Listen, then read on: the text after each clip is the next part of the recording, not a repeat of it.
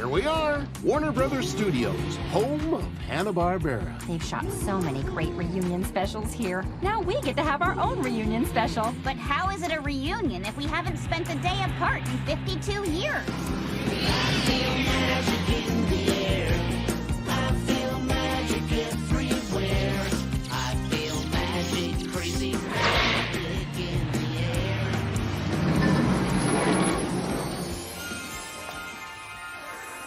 Here we are, our soundstage where it all began. Stage 12. Where we've been filming ever since our original series, Scooby Doo, Where Are You?, premiered on Saturday mornings in 1969. Dude, I used to love watching that show. Well, let's go inside. Time to make the donuts. Donuts!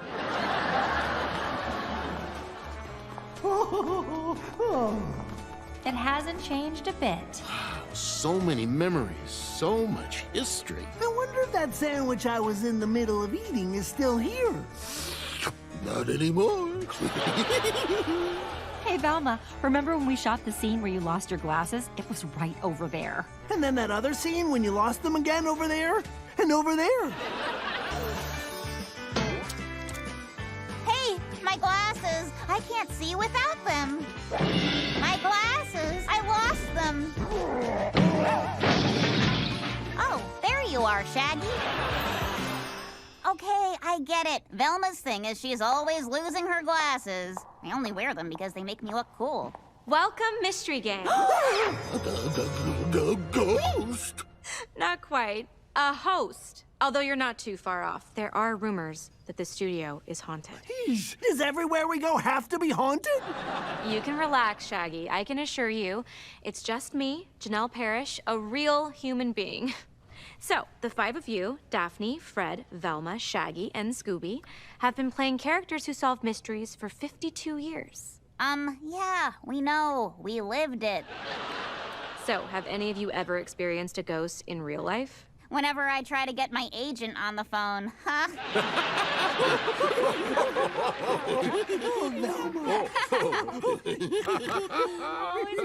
Crack up. We have fun. Scooby has persisted because the characters are really, really good. And it's a wonderful formula. It's iconic. It's been on the air almost continuously since 1969 in one way or the other. It has that alchemy that works for people. The idea of a trope of sophisticated, intelligent, best friend teenagers is something that has been pioneered so flawlessly in Scooby Doo and then reflected through pop culture for every year since. The characters really are archetypes, you know, like Fred is the muscle, and Daphne is the heart, and Velma is the brain, and Scooby and Shaggy are the stomach. I think that's part of their appeal, is that they're sort of universal. A kid can enjoy that right now like a kid could 50 years ago. Every generation can find something in them to remind them of themselves. So there is a lot of excitement in store for you guys today. Later on, you'll each be competing in a mixed martial arts tournament with some of the world's top fighters. Plus, Scooby, you'll be meeting the litter that you never knew you had. But first, let's take a look back at some of our favorite moments from your very first adventures in Scooby Doo, Where Are You? Even in the beginning, everything that made you you was there. The heart, the bravery, the teamwork. You lifted each other up, literally. When one of you lost yourself, the rest of the gang would find you. Again, literally. No matter how haunted the house, you could always rely on each other. Your resourcefulness, your teeth.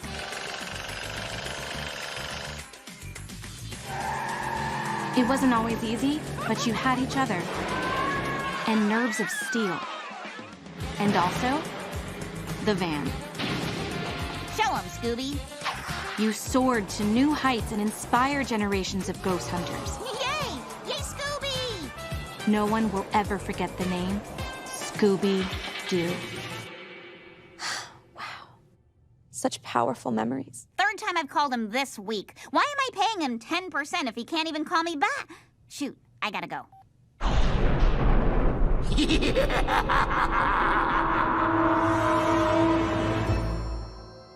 Whoa, what was that? I don't know. It's not part of the reunion special. It must be a mystery.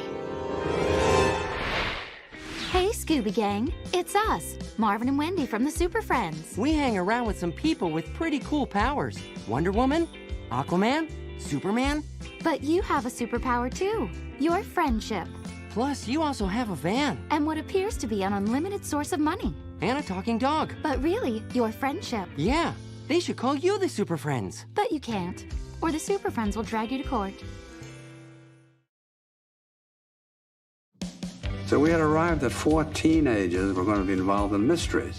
We threw in a dog to kind of help it along, give it touches of humor. That was Scooby Doo. What happens, of course, is that you went into the mysteries and Scooby began to steal the show.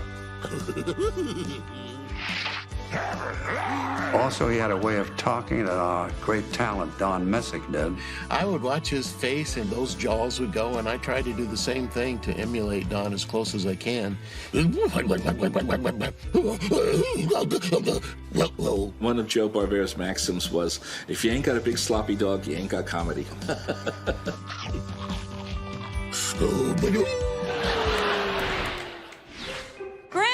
Bryn, that thing happened again. Oh, sorry about that, folks. We've been having electrical problems all over the studio. This is Bryn, our producer. Actually, I produce all the reunion specials here. Next week, we're filming the Friends Reunion. The fans really miss those characters from the original Friends reunion. Excuse me, if that was just an electrical problem, how do you explain the scary classic Scooby Doo villain laughter?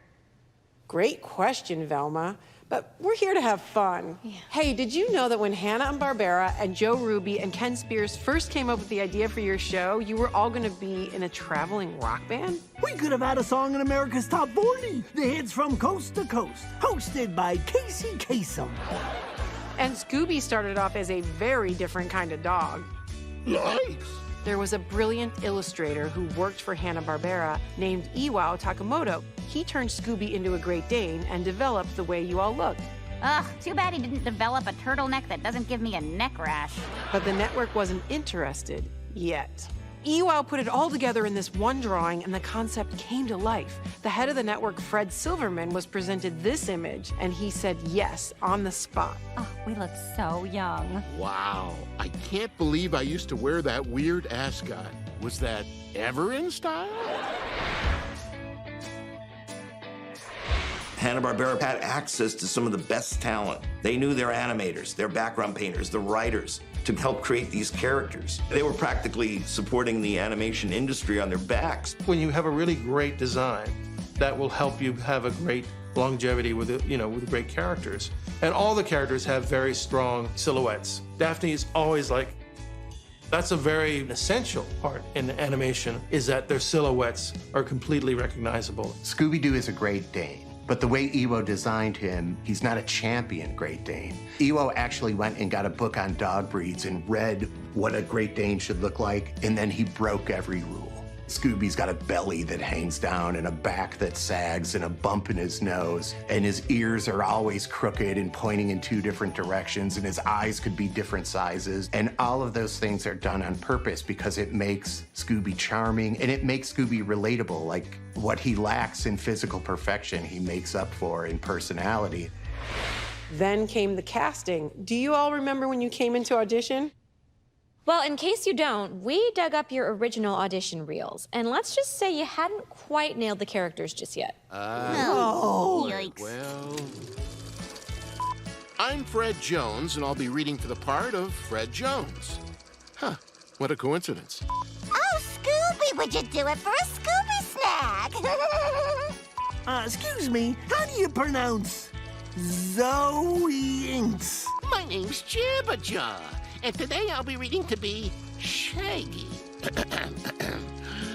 I can already taste those chocolate-covered hot dogs. Let's see who this ghost really is, dum-dum. Guys, we have to check out that abandoned carnival. Oh, that's terrible. Oh, boy. Then the real work began. Right, Bryn? Huh. I wonder where...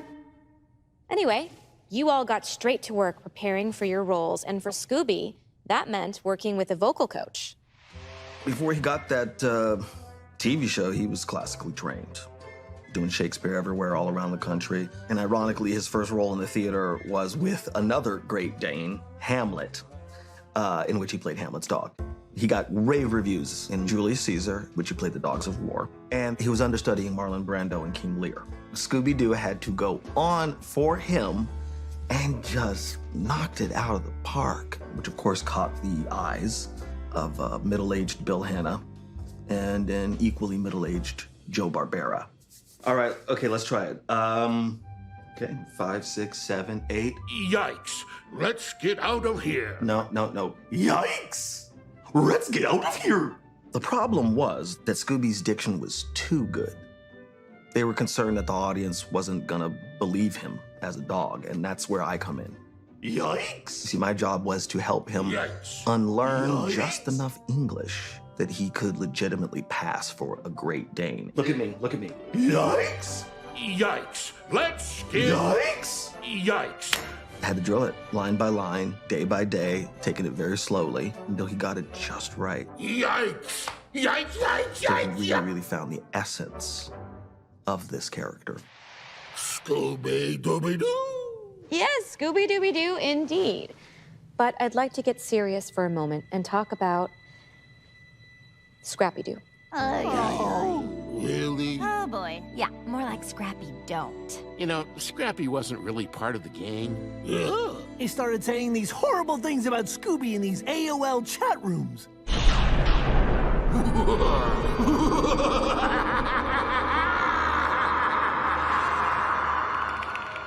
What is that sound? Is someone playing the castanets? Hey, Scoob, I think it's a good time for us to have a reunion with the Exit. Exit. Stage left. Whoa, watch it. Snagglepuss is extremely litigious. What's going on, Bryn? All right, it's time I came clean. This isn't a normal reunion. I'll say. I used the TV special as an excuse to bring you all together here because I need your help. The ghost has been running around all week, scaring away all of our productions. Even the hit CW show All American wants to move their shoot to Canada and change the title to All Canadian. Sounds like a mystery. No way, man. We're not getting mixed up in this. Like, you guys, let's get out of here. Yeah, we only pretend to be ghost hunters on TV. I figured after 14 series, a bunch of straight-to-DVD movies, and the live-action films, you'd be experts by now. Look, the ghost is just gonna be a disgruntled employee in a mask. Probably even one of you. I saw it up close. It was the snow ghost from season 1 of Scooby-Doo, Where Are You? And it was totally real because I remember that episode vividly.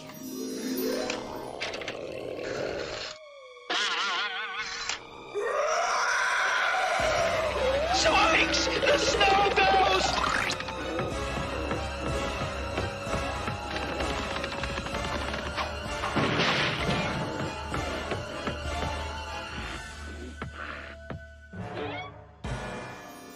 So we have a copycat hunter. Why would someone dress up in a costume from our show? It's not a costume. It's real. There have been sightings of it all week. It looked a lot like a Halloween costume. Okay, Velma, then it's a ghost who's wearing a Halloween costume. Like, man, I don't know what scares me more. A real ghost or someone who will wear a latex costume for no reason in 100-degree heat? I'd take the snow ghost. Oh my God, look! Someone ransacked the snack table. There's nothing left to eat. Not even Scooby snacks. Like I was saying, let's find this dude and teach him some manners. Then you'll help? Yeah, sure, whatever. Anything to get out of meeting Scooby's family. Okay, everybody split up and look for clues. I've always wanted to say that in real life. Let's go catch this ghost. Good work, Scooby Gang. Cleansing the world of the scum that haunts America's swamps, abandoned carnivals, and manor houses. I know my good friend Bruce Wayne appreciates it too. And you did it all without the help of an elderly butler. Thanks to you, the only real monsters in Gotham City are my personal demons. You're an inspiration to us all. From me to you. Mazel tov.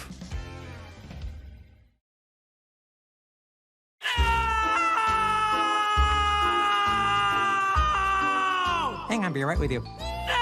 Getting a chance to hang out with Scooby Doo and the gang was a million times better than one of those Kennedy Center honor things. It's just, you know, it's the top of the mountain. It's as high as you can go in the biz. And those guys were really great. Oh, Velma, she liked to have fun, you know. Well, they all did. Sometimes a bit too much fun. But I'll always treasure the time I spent with those crazy meddlesome kids. Hi, I'm Olivia Liang, and before I became the star of the new Kung Fu, I paid the bills as a martial arts instructor. One of my favorite clients was Norville's Shaggy Rogers. You know, all his action scenes in the show, they may look clumsy and sloppy, but they're actually extensively choreographed and rehearsed. He makes it look easy. The training is grueling. $4.99, $500. That's how Shaggy is able to eat and still maintain his slim figure.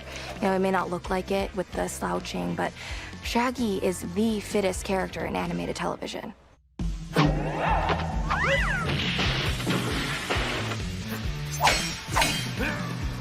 The running alone. The guy runs 6 or 7 miles per episode, and that's before his feet even hit the ground. Not to mention Scooby, jumping into Shaggy's arms at the drop of a hat. Do you know how much a Great Dane weighs? No? I don't either, but I could look it up.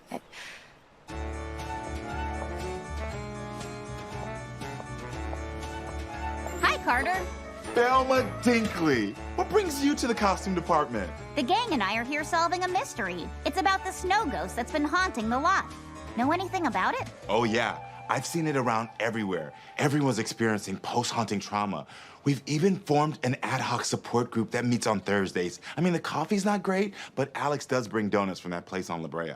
I'm a bagel person myself, but good luck finding a decent bagel in L.A. Yeah, well, while I have you, we haven't had a change of clothes since 1969. This sweater reeks. Well, funny you should say that. Look, it's the costumes for your next movie. Wow, these are so modern. It's been over 50 years. Your style has to keep evolving. Every incarnation of Mystery Inc. has its own completely different set of costumes. Except for Scooby. He's always naked. Scooby is a nudist. He was created in 1969. Also, each of you have your own distinct walk. As a group, even the silhouette, the viewer can tell who you are immediately.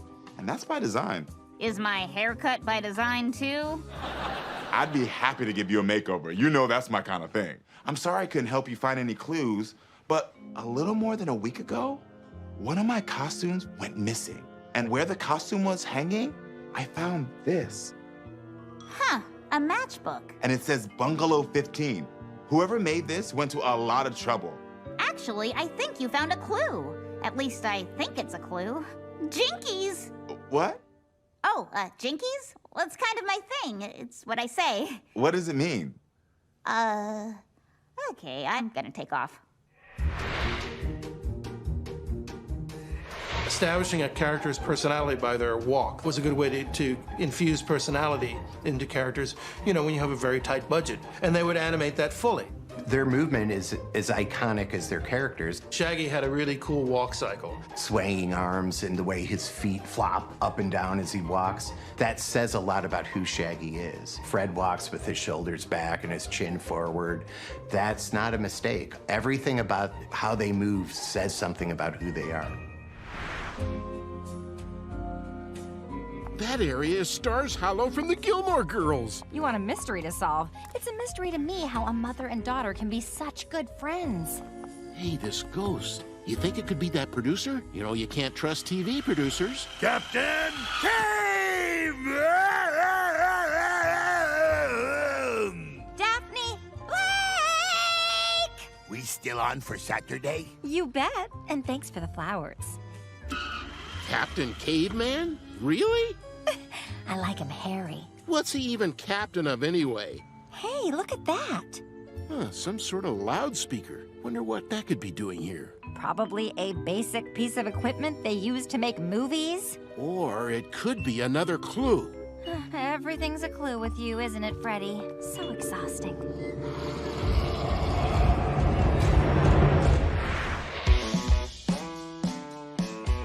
They had very distinctive villains. They had a lot of them, and they had an incredible imagination in terms of the supernatural designs they would come up with. I mean, really inventive. You know, I like the creeper, I like the pirate, but there's been so many over the years. I think all kids like to be scared, and I think there's a way of being scared with Scooby Doo where it's not like you're not going to then go in your bedroom and just be terrified to shut the lights off.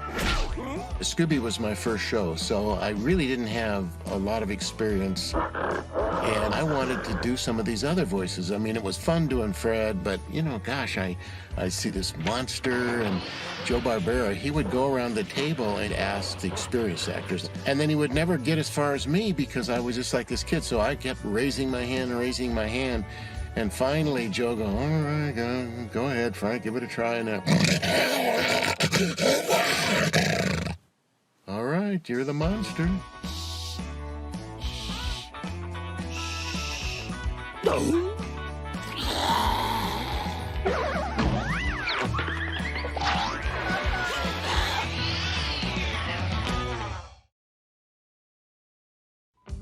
Hey, Scooby Gang. Could you use another member? I've got to get away from my dad and his bodyguard, Race Bannon. They never let me out of their sight. I'll do anything. I'll wash the van. I'll brush Scooby's fur.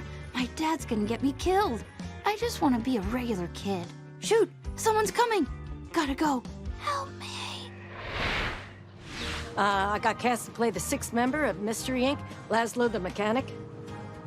Yeah, whenever the van would break down in some sketchy area, my shtick was I had to fix it.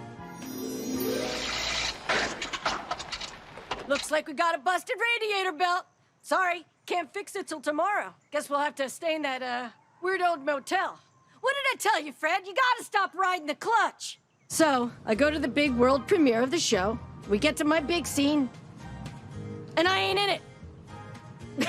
Yeah, see, turns out that they cut me out of the episode. In fact, they cut me out of the entire series. So, I gave up acting and got a job as a roadkill collector and never looked back. Best thing that ever happened to me, I'll tell you that. Scoob, we have had some beautiful sandwiches over the years. Yeah, we sure have, Reggie.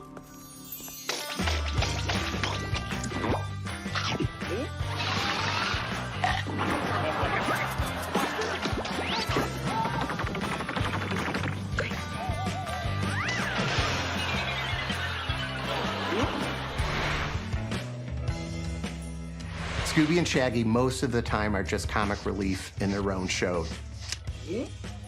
They just want to hang around with each other. They just want to eat.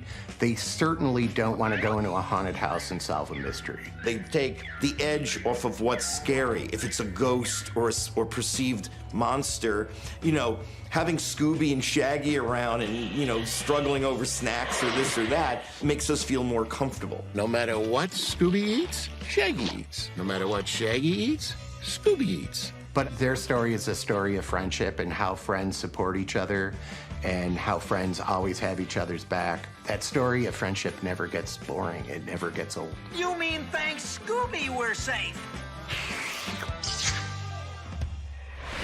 Man, does it ever bother you that we've been typecast as cowards? That's like some kind of writer joke, isn't it? I'm not even scared of this snow ghost copycat. Fred seems pretty sure that it's the producer trying to scare everyone, probably just to make the show more exciting, you know? And I trust Fred's gut. Speaking of gut, let's finally eat these sandwiches, shall we? Yeah.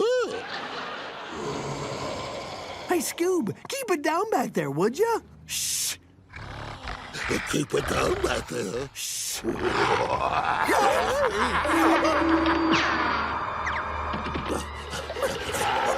The props department! We can lose them in there!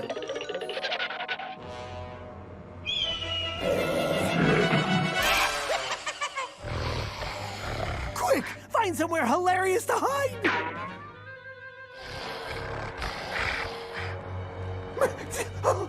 This way!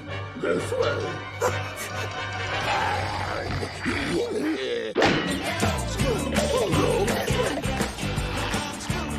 Watch out! He's gaining on us!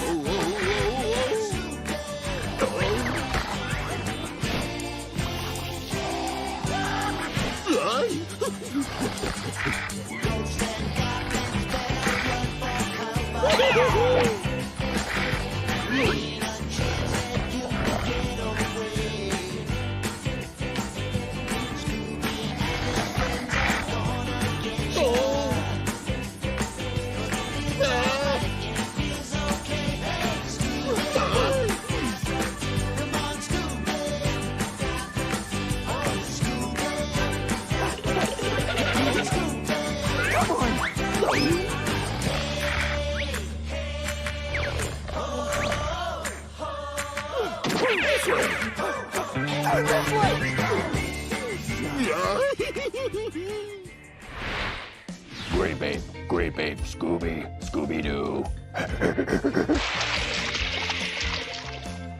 Great babe.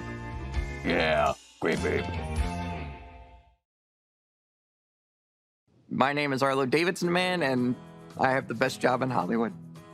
In the early seasons, Scooby would eat every Scooby snack in the scene, but those Scooby snacks are very high in calories. They're filled with palm oils. By the end of season 1, Scooby had probably put on 30 pounds. And in this town, sadly, that's code red.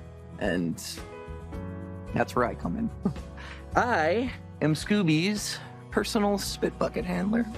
Coming out of USC Film School, everybody wanted this job. Sometimes I take the bucket home just to practice. I always want to be at my best, you know what I mean? I want Scooby to not even have to think about it. Spit, boom, the bucket's there. Half the time I don't even think he knows I exist. I work at my craft. Every second, every day, every chance I get. I don't quit.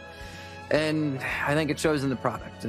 Scooby's a lean, mean, hilarious machine, and Scooby's not just a Great Dane, he's a great dog. Oh, man, are we glad to see you guys? What happened to you two? Let me guess. You were exercising on a Stairmaster. Your legs have cramped up. You're being attacked by invisible bees. You're trying to reach something at the shelf of the grocery store. Zumba? You're Elvis Presley. Put your hands in the air like you just don't care. You're at a baseball game and you're doing the wave. You were there, Shaggy. Why are you guessing? Oh, the snow ghost. It chased us into the props department. While you guys were messing around, I found a clue. A matchbook that says Bungalow 15. Okay, let's split up and canvass all the matchbook factories in Los Angeles. Or, and this is just me spitballing, we could check out Bungalow 15. We could walk there in 30 seconds. Like, have you guys even watched this show? We catch some dude and we go home. We don't have to run around town and investigate. Great idea, Shaggy. We'll set up a very complicated and elaborate trap at the iconic Warner Brothers water tower and lure him to it. Shaggy, Scooby, we're gonna need to use you as bait. Oh, I'll get the paperwork. Thank you, Scooby Gang. You've shown us that we never have to be afraid of monsters. We only have to be afraid of the psychos who dress up as monsters. Breaker, Fred. This is Shaggy and Scooby on the walkie-talkie. We've been waiting here for like 3 hours, man. What makes you think the snow ghost is gonna show? Just a feeling. I have a feeling, too. I'm feeling hot and sweaty from being in this banana splits costume all day. We have to get the suits to wardrobe later, so don't sweat too much. And don't pee in them either. Uh-oh. Now here's my plan. When the ghost shows up, he'll see Scooby and Shaggy dressed as 2 of the banana splits. If you've ever watched their old shows, then you know anyone who lays eyes on them can't help but chase them. Shaggy and Scooby will lead them under the water tower and right into our trap. Man, Fred, you've had some pretty amazing traps over the years. Let's sit here and think about them while we wait for the snow ghost to show up. We're ready down here. Fred always has these great contraptions, but if the traps always worked, the mysteries would be over too fast.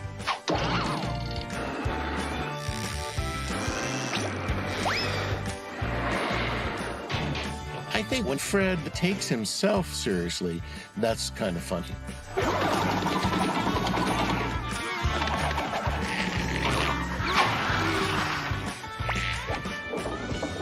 When we first wrote Mystery Incorporated, we just gave Fred this whole obsession with traps.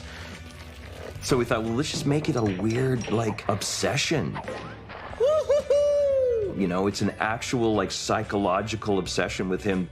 We grounded it in the fact that he had lost his mother. So anything that he cared about, he was trying to trap, because he couldn't trap his mother.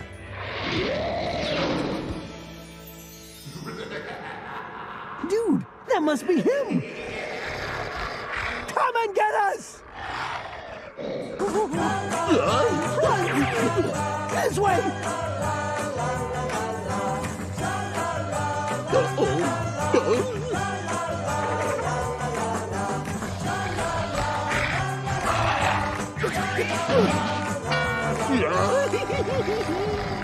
He's gaining on us!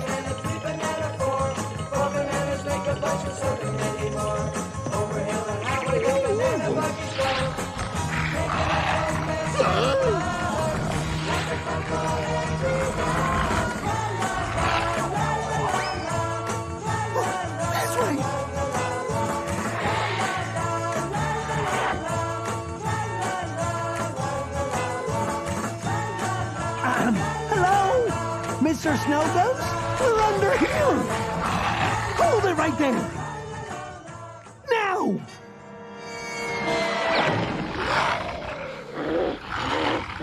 We got him, gang!